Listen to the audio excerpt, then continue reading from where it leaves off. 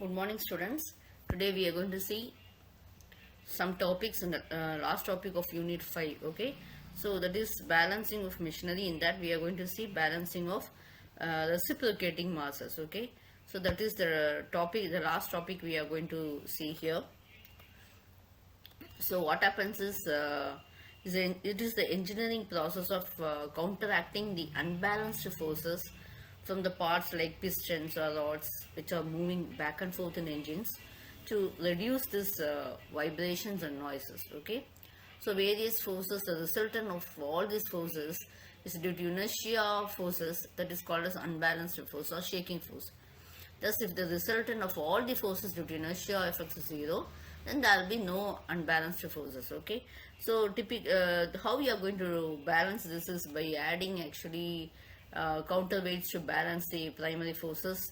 Though full balance is complex and we can go for partial balancing. You please see the diagram. Okay. F1 is the inertia. You see the diagram. I will explain you. So you can see this F1 is actually the inertia force due to the reciprocating parts, and Fr is the force required to accelerate Fr. You please see this diagram.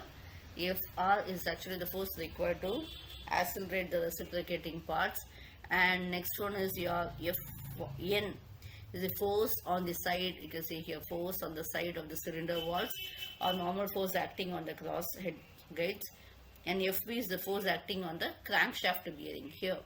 Okay, so what happens here is, since Fb, Fr and F1, when you take this Fr and F1, they are actually equal in magnitude.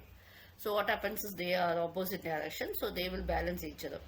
The horizontal component Fb is acting along the line of reciprocation is equal to opposite to F1.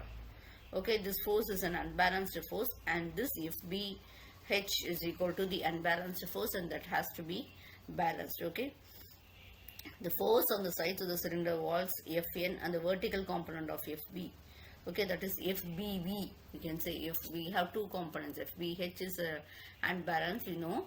And first I was talking about horizontal force. When you take it as the vertical force, the forces nearly cylinder walls Fn, and again this Fnv, the Fbv are nearly equal and opposite, and thus form a shaking couple.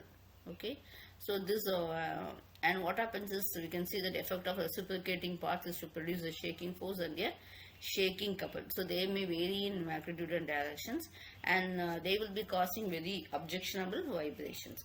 So the purpose of balancing of reciprocating mass is to eliminate the shaking force and also the shaking couple. Okay, is actually we cannot practically eliminate all them. Okay, only the partially only we can balance them. Okay, so when you take it as primary and secondary and balanced forces of reciprocating masses. See, for example, if you take M is the mass of mass, L is the length, R is the radius, theta zeta, omega is angular speed, N is the ratio of length of connecting rod, is equal to small L by R. The mass inertia force to reciprocating parts is equal to mass into acceleration. So that is the given formula. The horizontal component will be equal to opposite to this F1, and it will get cancelled and all.